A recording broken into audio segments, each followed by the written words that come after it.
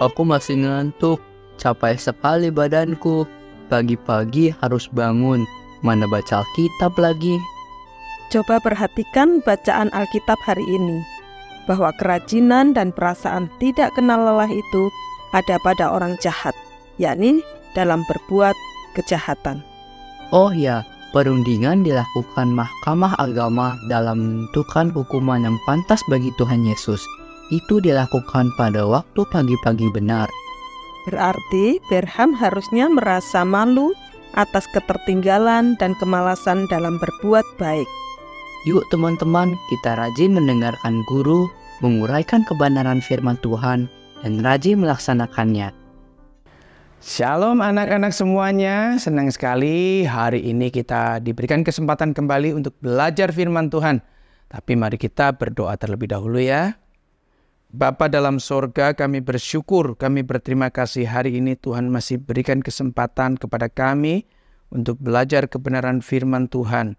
Kami mohon Tuhan yang memberikan kesempatan, Tuhan yang menolong kami, memimpin kami, supaya hati dan pikiran kami sungguh tertuju kepada setiap kebenaran firman-Mu. Karena kami percaya Tuhan, hanya kebenaran firman-Mu lah yang memampukan kami untuk boleh hidup merdeka di dalam anugerah Kristus Yesus. Tuhan tolong kami juga yang akan menuturkan kebenaran firman-Mu. Roh Kudus tolonglah supaya setiap tutur kata kami dipimpin oleh Roh Tuhan. Sehingga semuanya terberkati melalui kebenaran firman-Mu. Dalam nama Tuhan Yesus kami berdoa. Amin. Setelah semalam-malaman orang-orang Mahkamah Agama atau yang disebut Sanhedrin bersama dengan imam besar mengadili Tuhan Yesus.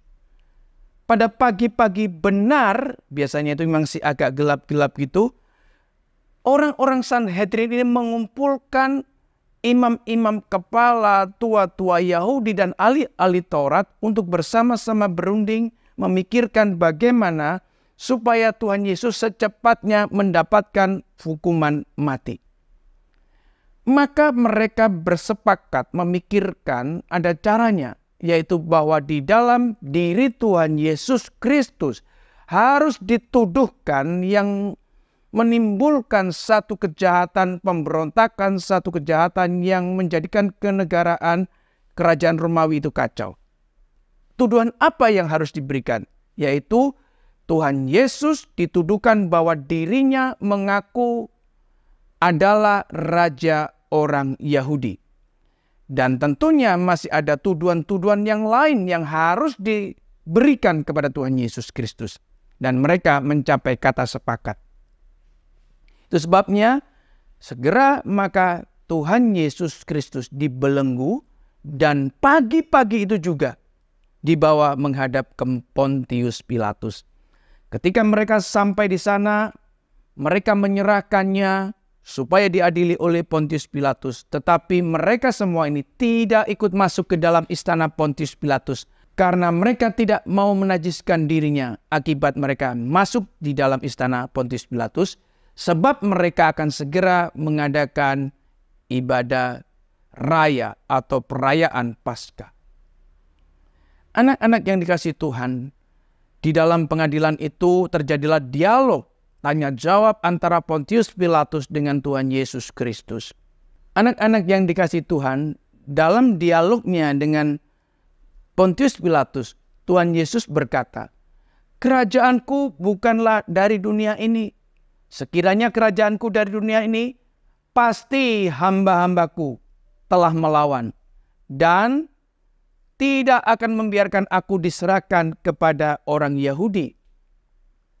Tuhan Yesus juga memberikan tahu kepada Pontius Pilatus bahwa dia memang datang ke dalam dunia dan lahir ke dalam dunia untuk menjadi saksi bagi kebenaran.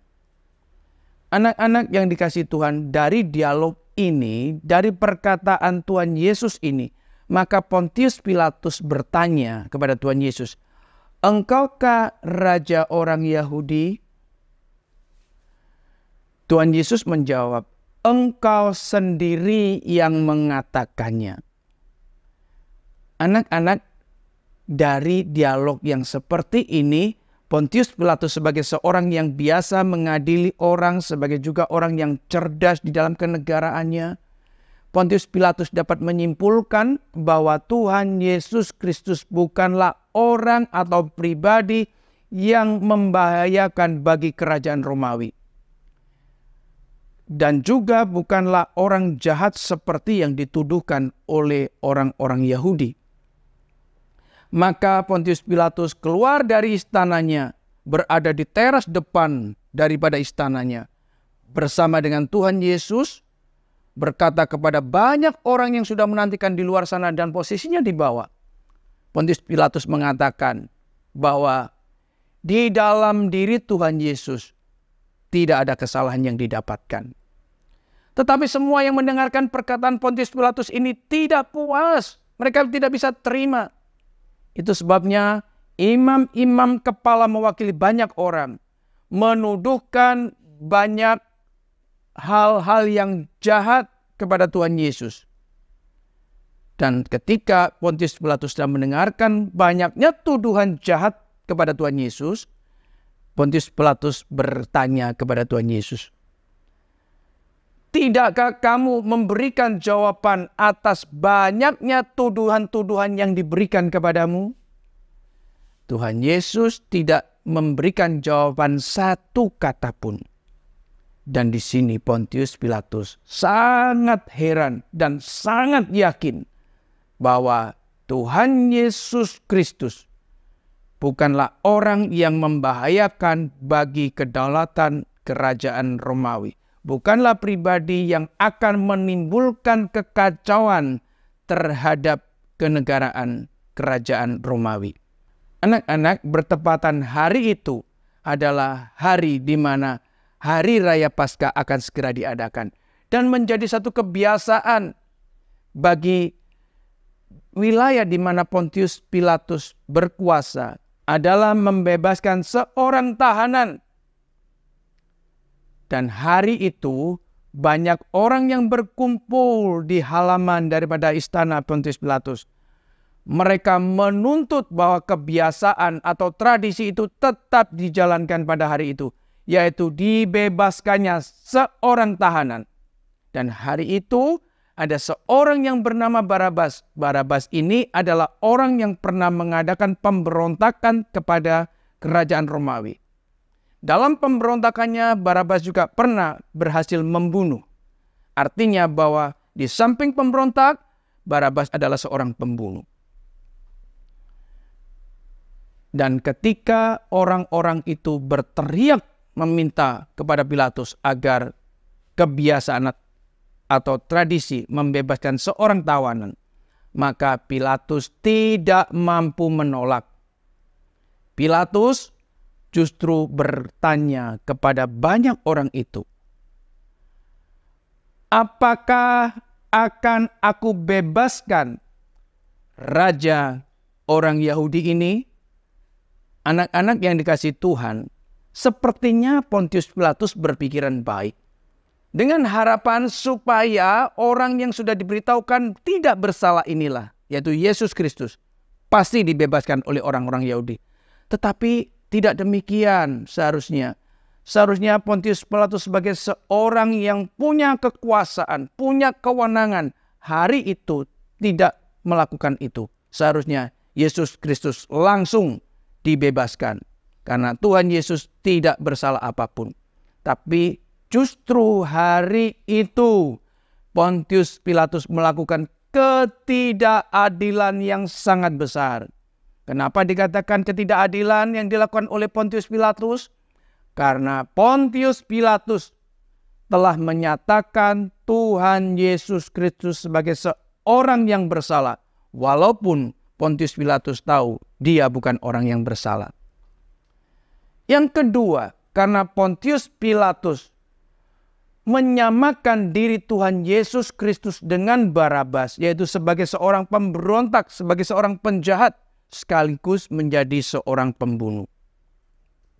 Anak-anak yang dikasihi Tuhan, hari ini kita belajar firman Tuhan, menjadi peringatan buatmu dan buatku, bahwa ketika kita hidup dalam dunia ini, ada kemungkinan besar kita bisa berbuat jahat seperti yang pernah dilakukan oleh orang-orang Yahudi di dalam zaman Tuhan Yesus hidup.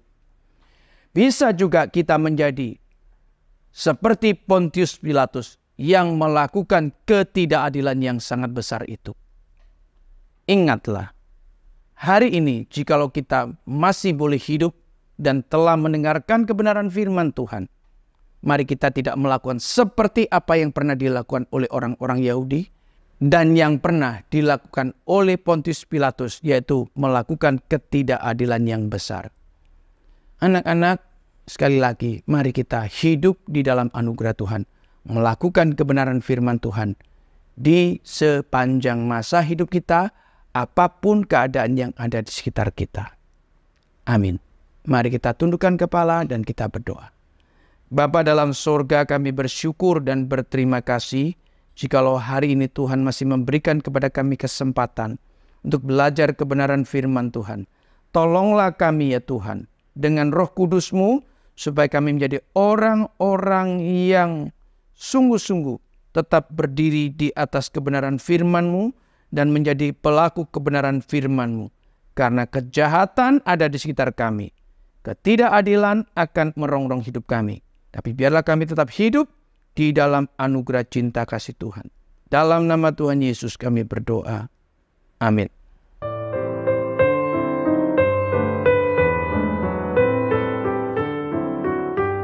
Mengerikan, serem. Jadi pemimpin agama, jadi imam, kok tidak mengenal belas kasihan? Jangan heran Berham, karena penyiksa yang merupakan orang awam pada umumnya lebih berbelas kasihan daripada yang dilakukan imam. Saat itu pasti timbul kegaduhan besar di ruang sidang. Tapi anehnya, Kristus tidak menjawab sama sekali. Apakah sidang berhenti karena hal ini? Sebenarnya di ayat 2 kita lihat bahwa Kristus memberi jawaban langsung kepada Pilatus, tetapi tidak mau menjawab para pendakwa dan para saksi. Berarti baik ketika Kristus berbicara maupun diam, semuanya membangkitkan kekaguman ya Ma? Itu sebabnya Pilatus yang merasa kebenaran diputarbalikkan melakukan tindakan paling aman di matanya, yaitu menyerahkan penghakiman ke tangan orang banyak. Mungkin mereka mengikuti tradisi. Jadi, akankah tindakan ini berakibat kebenaran dilaksanakan atau sebaliknya? Ikuti terus dengan membaca Markus 15 ayat 10 sampai 14. Salam.